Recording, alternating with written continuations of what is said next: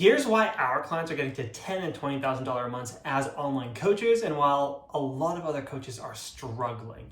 There's real reasons, and it's not a coincidence why some coaches in the health and fitness space can get to that $10,000, $20,000, even $50,000 a month mark, and other people struggle and they never make it. Now, a lot of people, they like to assume, oh, it's just random, it just works for some people, and it doesn't, because then they don't have to take ownership of why it didn't work. But the truth is, it's never random. There's always a real concrete reason, and I want to walk you through 3 different points here today that I've seen again and again and again cause some people to be successful versus other people not successful. So the first one is simply knowing that you have to pivot in the online space and you have to stay on the cutting edge of what is working, or else you will be basically back in the dust and you will not be growing a business. For example, back when we started building businesses online, Instagram stories wasn't a thing. Instagram reels wasn't a thing. Instagram boosted reels wasn't a thing. But here's the funny thing. We had to do other strategies back then to be successful. But now in 2025, Instagram stories, let's say, or reels, boosted reels, all that stuff is crushing it. So if we would still be using the same strategies that we tried to use in 2016 when we started our businesses, if we try to use that today, we would be overrun by all of our competition. And so one of the things that we notice is that if you're not keeping up with the trends, you are slowly, but your business is surely going to die. And so to be an online entrepreneur means that you need to be great at pivoting and understanding what's on the cutting edge. And that's why a lot of you, if you're following our stuff, videos, or even clients of ours, you will know that we stay on the cutting edge of stuff. And frankly, it takes a lot of time and energy on our half to do that. We have to always be evolving and pivoting. And that's why when clients work with us, they get the best strategies for them right now. And so that's a big reason why a lot of people succeed and some people don't. Because some people succeed for a moment because they learn one thing, but they're not willing to evolve and learn the next thing. And therefore they become what we call a dinosaur and their businesses shrink. So now here's the truth. If you're not willing to pivot, if you're not willing to continue to learn, and if you don't like the always having to chase the next thing, maybe entrepreneurship isn't for you. And that's okay. You can just admit that. But for those of you who want those 10K, 20K months consistently for the next couple of years, for the next decade, you're going to have to get really good at pivoting. So that's the first piece that you need to think about. The second piece is understanding that you need to be getting industry-specific advice and strategies. This is something that I learned a long time ago, which is not every strategy is made for every industry. We work with a couple different people, a lot of people in the health and fitness space, but we also work with some career coaches. We also work with some people who are like relationship coaches or spiritual and mindset coaches, or even other business coaches come to us and we help them build their businesses. And there's all these different industries, and not all strategies are built for B2C, like business to consumer, or B2B, business to business. And so you have to understand that industry-specific strategy is just as important as keeping on top of the trends, because what's working in your industry could be radically different than what's working in a different industry. And this is a very important reason why some coaches do very well, because some people, you're listening to advice from mentors who have either never been in your industry, or they're not giving advice from other clients of theirs that are in your industry. Let me give you a quick example.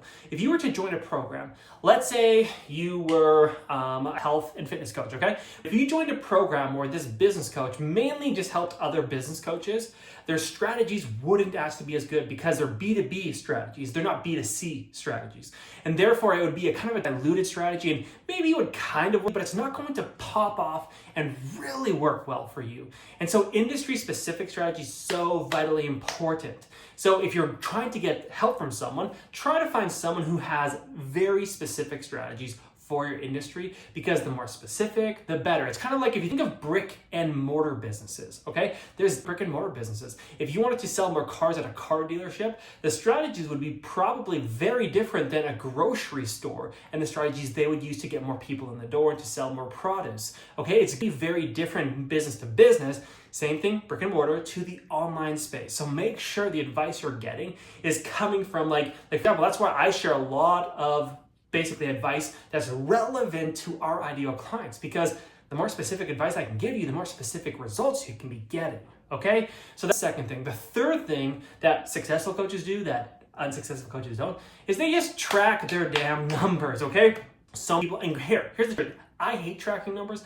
It sucks. You gotta do it, okay? If you wanna have the roller coaster in your business, don't track numbers. If you want to have a clean, sustainable business, track your numbers. So many people avoid the metrics. They avoid the what's going on.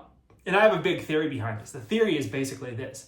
So many people are scared of what's actually going on in their business. They don't want to know what the numbers say. It's kind of like people who are they don't look at their bank accounts because they're I don't want to know that I have zero money in my bank account. But avoiding it never makes it better. But if you continue to look at the numbers, you're continually aware, you're continually reminded, and you continually then take action to better the numbers, okay? So you need to stop avoiding the metrics. You need to start actually enjoying them. Might be a stretch, but you need to start to do it disciplined. You need to be responsible for it. So track your numbers, because the clients of ours, and I've actually noticed this, okay? We've had clients join our programs. They start to get 10K months, 20K months. And then a couple months later, I'm like, hey, where are you at? And they're like, oh, business is slow. I'm like, where are your numbers at? They're like, oh, I've stopped tracking my numbers.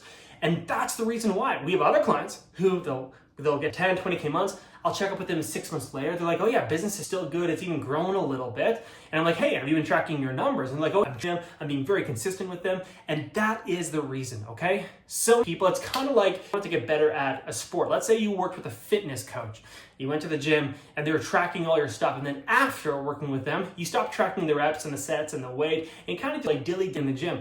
Your results are going to plateau and then probably start to shrink because you stopped doing the thing that initially got you the results. So never stop doing the stuff that initially got you the results. You keep doing those things. You become better at those things. You double down on those things. So those are the 3 reasons why I think there's so many coaches who succeed versus don't succeed. The ones that succeed, they know how to pivot, they know how to change, they know how to see the trends and go with them. They also know how to make sure that they're tracking their numbers. They know that their metrics are essential for them basically not driving blind so that they can see everything. And they focus on industry-specific strategies. So if you want to be a successful coach, get clients and build your business in 2025, frankly, even in 2026 or in 2035, follow those things, because those things are consistent and true no matter what season of business you're in or what day and age we're in. So follow that, and if you have any questions, go ahead, throw them down below. I would love to answer them in our next training. Bye for now, folks.